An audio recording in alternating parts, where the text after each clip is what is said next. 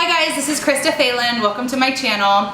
Today I am 34 weeks pregnant and I had something really scary happen this week, so I want to tell you guys about it.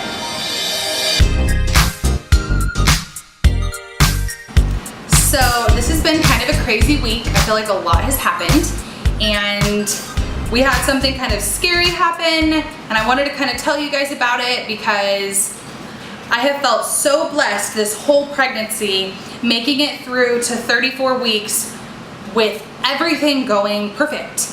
We have had every test come back awesome, no gestational diabetes. I can't think of the other like pregnancy scares or things that they test you for. The only thing that I've had was low iron, but they gave me supplements and I started doing smoothies and things like that. And it like skyrocketed right back up, so that went away. So I've been really preparing for labor and delivery, obviously, getting the nursery set up, and we had our birth classes.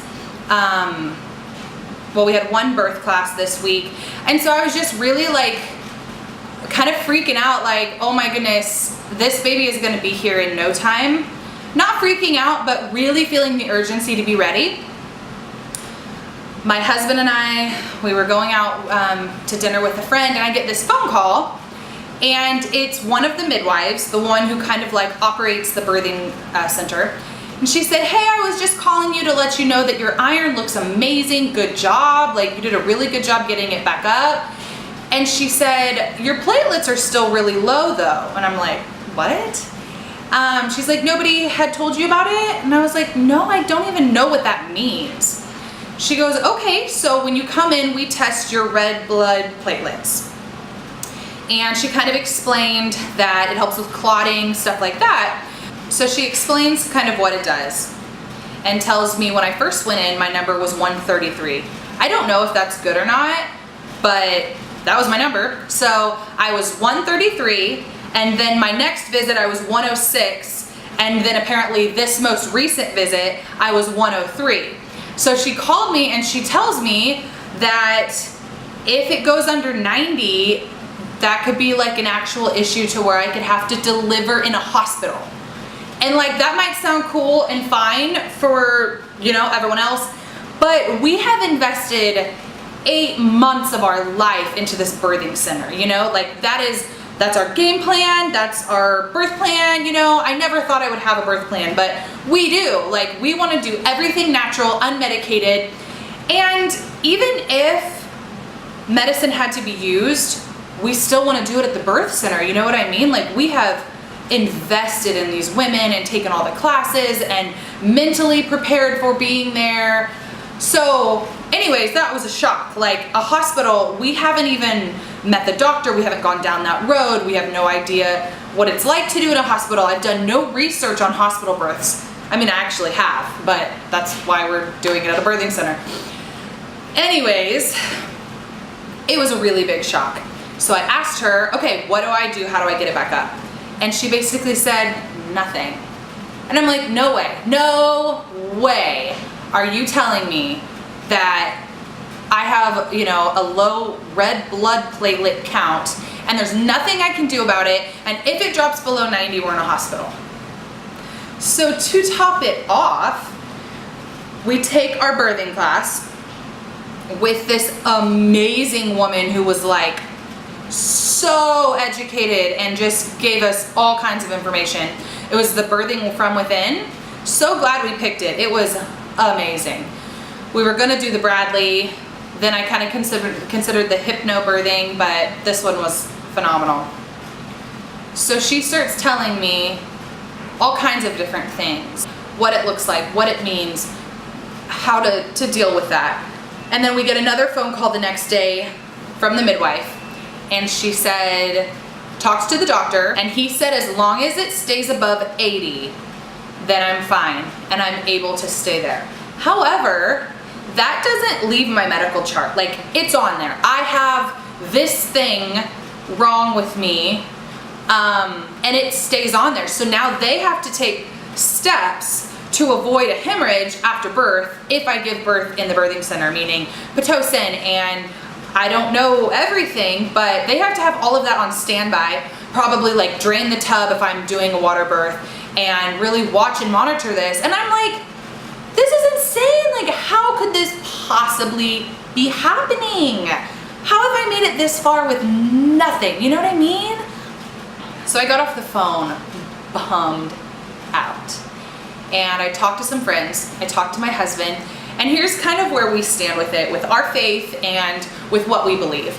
So the enemy's gonna try to come in and cause some sort of problem in any good thing that you're doing, whether it's your ministry or your relationship or your job. That's literally his job title, is to destroy, steal, kill, and destroy, right? So I was like, you know what? It's been too easy. The enemy's trying to come in, and what he's trying to do is he's trying to put fear in me. And he's trying to make me start verbalizing with my mouth, oh, I have red blood platelet low count. That was terrible grammar. That's what he's trying to do. He's trying to get me to voice it. He's trying to get me to step into it, make an agreement with it, and own it and say, this is what I have. And now I have to look at A, B, and C, and some really, honestly, some really scary options, which I can tell you about later, really scary things. He wants me to own that and say, this is who I am, and now I come into agreement with it. The problem is, if you do that, you're giving him authority in your life. You're literally giving the enemy authority in your life to come in and, you know, have power. He doesn't have any power. He's not, I just heard in the book that I'm reading, Imagine Heaven, get that book. If you love Jesus and you want to go to heaven, you got to get this book. I'm telling you, it will rock your world. I will link it below.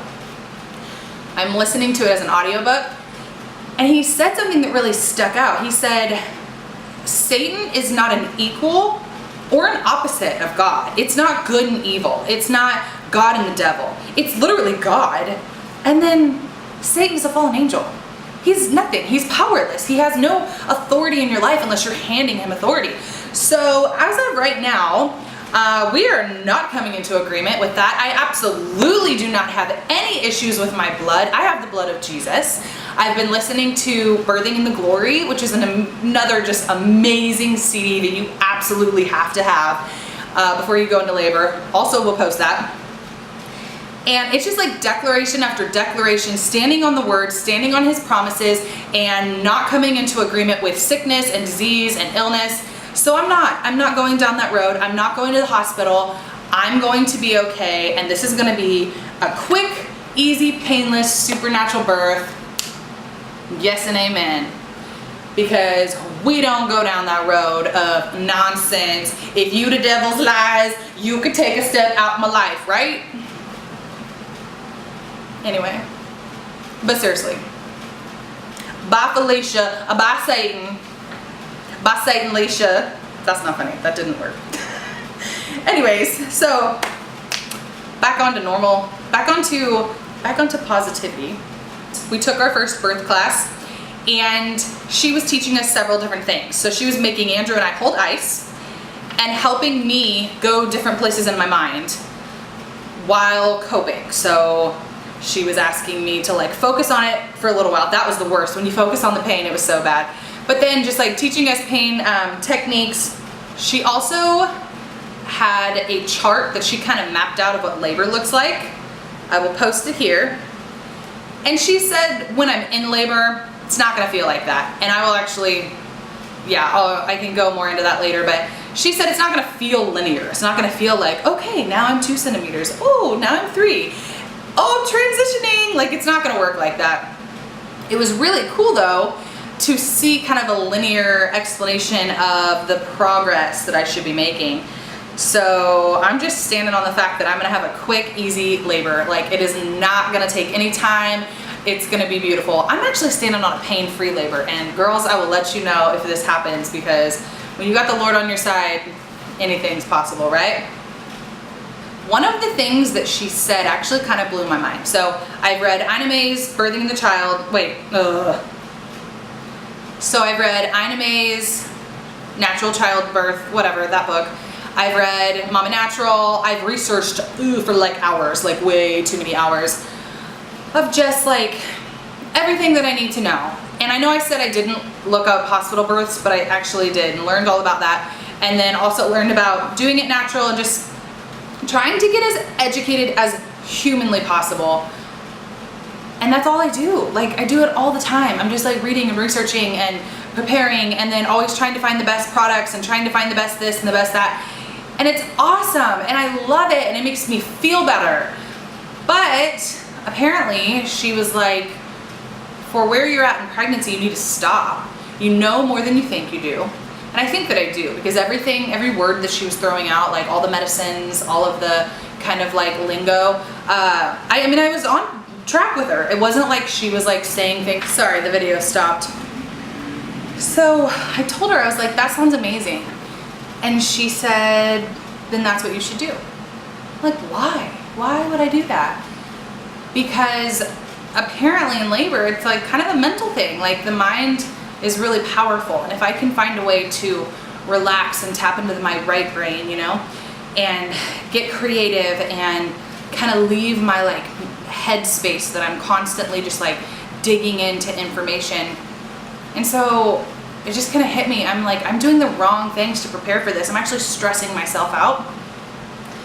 So we have our birth conference in the next like week and a half. So I have to prepare for that.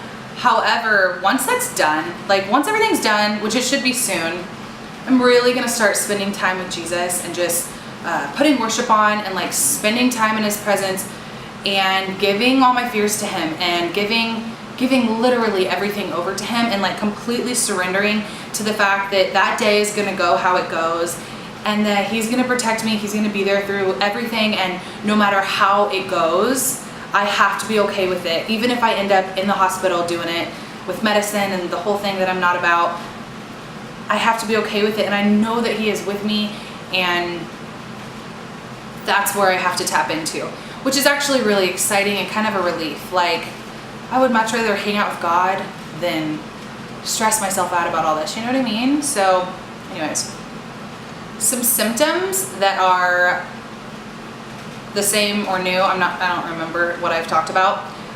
Has anyone experienced twitching legs at night? I lay down and I'll like try to fall asleep and my legs will twitch so bad that it's like, honestly, it's freaking weird. Like my husband wakes up or he'll be like, what are you doing? And it's been going on for weeks and weeks and weeks, probably for like 3 months. So I don't know if I've mentioned it, but it's so annoying. Like, stop, right? So I don't know if you guys have ever experienced anything like that. Sleeping is next to impossible. It has been the absolute worst week of exhaustion that I have had in this whole pregnancy. There was one day where we went to his parents' house and I was like, wanted to cry. I mean, I was so tired. I was like a zombie. I was like zoning out. People were trying to talk to me and I'm like, I don't know. And I was getting like no sleep at night. The funny thing is I can't take naps. The whole 3rd trimester, naps are gone. I lay down and I just lay there and lay there and lay there. So then at night, I'm a zombie. I'll lay down at 11, midnight, 1 o'clock in the morning because that's kind of when I get tired. And I'll lay there till 2 or 3 and then have to wake up at 9. It's been horrible. So I actually got these little sleep drops that are safe for pregnancy. I went to bed at 8 o'clock. I took one of those and forced myself to go to sleep. I think I fell asleep by 9, woke up probably 9 the next day. I didn't feel amazing, but I felt a lot better. So then the next night I did it again. I woke up and I was like, okay, I don't feel amazing, but I feel even better. And honestly, after like 3 or 4 days of just getting a solid 12 hours of sleep, I'm functioning. I'm like so much better, thank God. And she actually, Amanda and the midwife told me that. They were like, you have to get sleep because exhaustion is the #1 reason why women in the birthing center transfer to a hospital is they're too tired. So they were talking about doing Epsom salt baths and doing essential oils and just like making a bedtime routine, reading instead of watching TV at night. At my 34-week appointment, I had gained 34 pounds, 34 weeks. So whatever. 6 more weeks. I don't care what I gain at this point. So I'm happy with that. I don't even feel like I've gained 34. I feel like she was wrong. I feel like it was less, but whatever. I don't care. Another thing I've noticed, kind of being far along enough to where people can see that you're visibly pregnant, people like hold doors for you, let you go first. It's nice. The world is a lot nicer when you're pregnant. I mean, for me, that's what I've experienced. I haven't had anybody like come up and say anything weird like, oh, it looks like you're gonna pop. I haven't had any of that. I haven't had anybody say or do anything weird. People haven't even really been touching my belly, which is awesome. Thank you guys so much for watching my video. I love you. Please like and subscribe this. Please comment, you know, all of it. It blesses me. It makes my little heart sing. And I just want to say a quick prayer for you guys. God, I just pray that every single person watching this video, that you just bless them radically, that every area in their life that they need touched by you, Lord, I pray that you just touch that area and you just pour your favor and blessing on them, God. And if they don't know you, I pray that they come to encounter you and know your love. So I love you guys. I bless you guys, and I will see you next week. Bye.